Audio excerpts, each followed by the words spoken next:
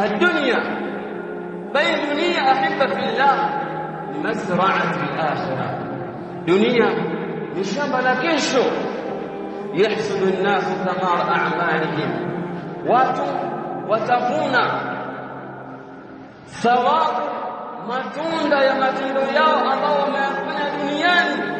In khairan fa khairu, ikiwa wamefanya mazuri watapata mazuri mbele ya Allah subhanahu wa ta'ala, wa in sharran fa sharru, lakini pia ikiwa duniani watafandikiza matendo yaliyokuwa mabaya, basi mbele ya Allah subhanahu wa ta'ala hivyo hivyo watavuna yaliyokuwa mabaya.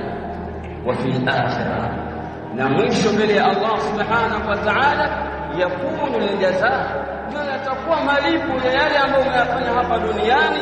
Imma ila aljanna, ima ustahiki kuingia katika pepo ya Allah subhanahu wa ta'ala, wa fiha ar-rahatu al-abadiyya, na katika pepo ya Allah subhanahu wa ta'ala kuna raha za milele, au ila an-nar, au ingia katika moto wa Allah subhanahu wa ta'ala, wa fiha at-ta'ab wash-shaqa, na katika moto wa Allah subhanahu wa ta'ala kuna taabu na mazito na madhila mbalimbali.